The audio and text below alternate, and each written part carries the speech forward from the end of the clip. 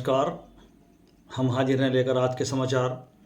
5वें मंगलवार को सद्भावना नर्सिंग होम के सामने हनुमान चालीसा का आयोजन। विधायक कमाल अख्तर ने पार्टी कार्यालय पर जनता की समस्याओं को सुनकर दिलाया समाधान का भरोसा।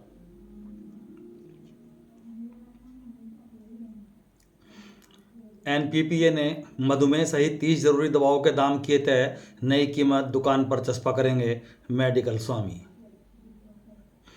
सड़क दुर्घटना के मामले में 1.5 माह बाद एसएसपी के आदेश से मुकदमा दर्ज। पुलिस ने एक वारंटी और 2 का किया शांति भंग में चालान। और अंत में आपको बताएंगे बनारस के बारे में, कराएंगे गंगा दर्शन और दिखाएंगे शाम को होने वाली गंगा आरती। पुलिस ने एक वारंटी और 2 को शांति भंग की आशंका में गिरफ्तार कर चालान किया है।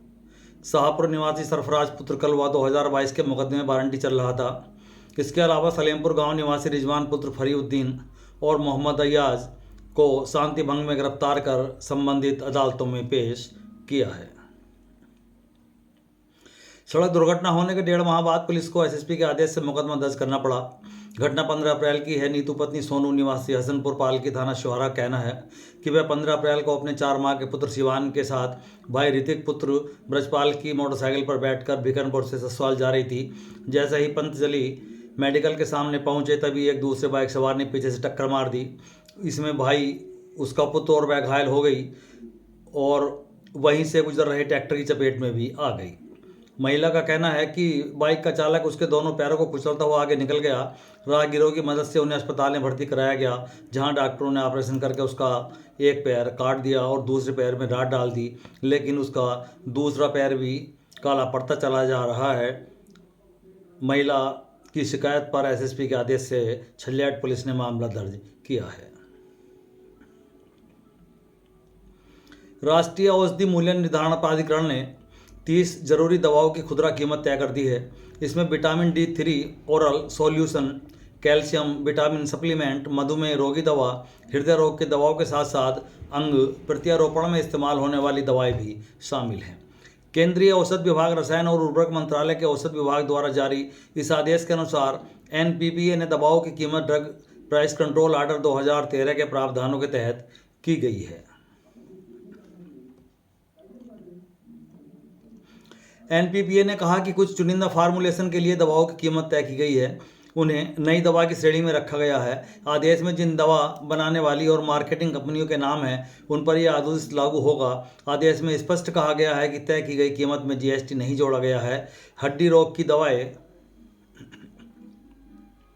सस्ती विटामिन D3 ओरल सॉल्यूशन जिसमें कैल्सिफेरॉल 60,000 IU नैनो ड्रॉपलेस शामिल है, इसकी कीमत ₹14.91 तय की गई है। हड्डी रोग, विटामिन की कमी और न्यूरो संबंधी समस्या में दिए जाने वाले फार्मूलेशन जैसे कैल्शियम विटामिन D3, मिथाइल कोबालामिल एवं मिथाइल फोलेट, कैल्शियम व पायरिडॉक्सल दवा विक्रेताओं को नई कीमत चस्पा करनी होगी। एनपीए ने मधुमेह रोगियों को दी जाने वाली जरूरी दवा की कीमत भी ₹11.91 तय की है। एटोरवास्टाटिन फेनोफाइब्रेट की प्रति टैबलेट की कीमत ₹18.46 रखी गई है। एलर्जी में दी जाने वाली दवा बिलास्टिन और मांटेलुकास्ट की एक गोली की कीमत ₹21.22 तय की गई है। एनपीपीए ने कहा है कि दवा बनाने वाली कंपनियों को तय कीमत के अनुसार ही पूरे पत्ते की कीमत तय करनी होगी।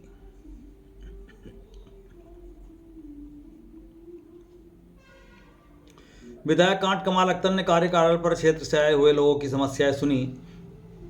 लोगों ने बिजली, सड़क, पानी, राजस्व, पेंशन, पुलिस एवं अन्य विभागों से संबंधित समस्याओं को विधायक के समक्ष रखा, जिस पर उन्होंने संबंधित अधिकारियों से तत्काल वार्ता की तथा समस्याओं के शीघ्र एवं प्रभावी निस्तारण के निर्देश दिए। उन्होंने कहा कि जनता की सेवा और उनकी समस्याओं का समाधान कराना उनकी प्राथमिकता है। क्षेत्र की जनता ने जिस विश्वास और प्रेम के साथ उन्हें अपना प्रतिनिधि चुना है, उस विश्वास पर खरा उतरना उनका कर्तव्य है। कहा कि आम जनता को किसी भी प्रकार की समस्या का सामना न करना पड़े, इसके लिए लगातार अधिकारियों के संपर्क में रहकर काम किया जा रहा है।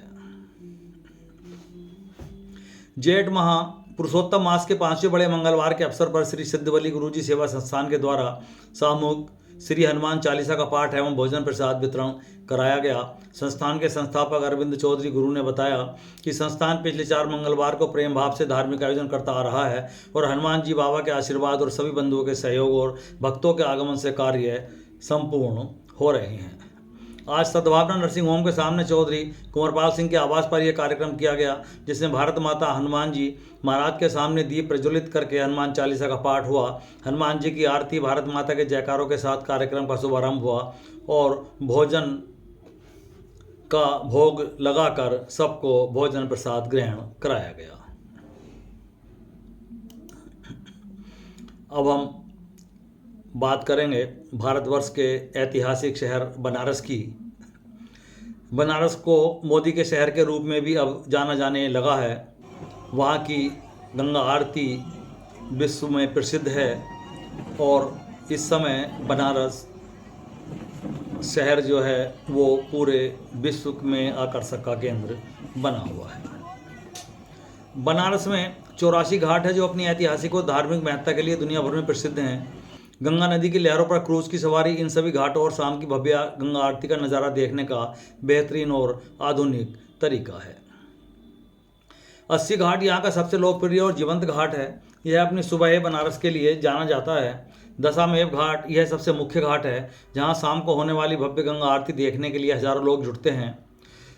मणिकर्णिका और हरिश्चंद्र घाट ये दोनों शहर के मुख्य मोक्ष शमशान घाट हैं, जो जीवन और मृत्यु के चक्र के दर्शन कराते हैं। नमो घाट के आधुनिक स्वरूप का बेहतरीन उदाहरण नमो घाट है, जहां विशाल नमस्ते की मूर्तियां पर्यटकों को आकर्षित करती हैं। वाराणसी की गंगा नदी में कई लग्जरी और आधुनिक क्रूज चलते हैं, जिनसे आप 80 घाट से राजघाट तक का सफ़र तय कर सकते हैं।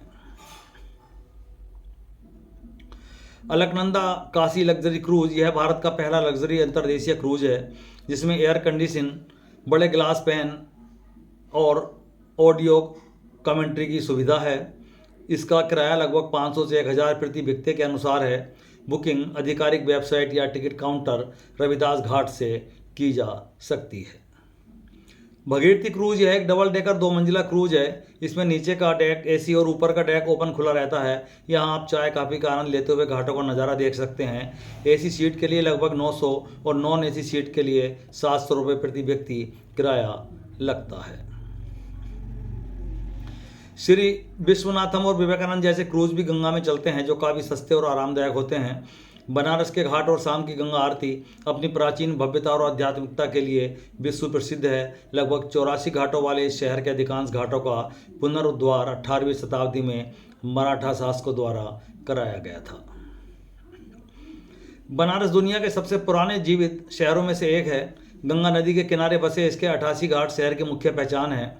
कई घाटों का संबंध सीधे हिंदू देवी देवताओं और पुराणों से है। उदाहरण के लिए 80 घाट पर देवी दुर्गा द्वारा शुंभ निशुंभ के वध के बाद अपनी तलवार गिराने और मणिकर्णिका घाट पर माता सती का कान का आभूषण गिनने की मान्यता है। आज जो घाट दिखाई देते हैं उनका अधिकांश निर्माण 1700 ईस्वी के बाद हुआ। अहिल्याबाई होलकर, पेशवाओं और सिंधिया राजवंश ने इन घाटों का पुनर्निर्माण और संरक्षण किया था। आरती की शुरुआत दशामेव घाट पर आज जो भव्य आरती होती है उसकी शुरुआत 1991 में गंगा दशहरा के दिन पंडित सत्येंद्र मिश्र द्वारा की गई थी। 1997 में पंडित किशोरी रमण दुबे बाबू महाराज ने इसे एक नित्य रोज होने वाली परंपरा के रूप में शुरू किया। वर्तमान में यह आरती हर शाम सूर्यास्त के समय लगभग 45 मिनट तक चलती है। इसमें 7 युवा अर्चक पारंपरिक वेशभूषा में अग्नि के बड़े बड़े दीपकों और विशाल धूप आरती के साथ मां गंगा की स्तुति करते हैं। यह आरती साल के 365 दिन मौसम के अनुसार बिना किसी रुकावट के संपन्न होती है। बाढ़ के समय इसे घाट के ऊपरी हिस्से पर किया जाता है। गर्मियों में आरती का समय शाम 7 बजे और सर्दियों का समय शाम 6 बजे निर्धारित है। आज के लिए बस इतना ही। कल फिर हाजिर होंगे। तब तक के लिए नमस्कार।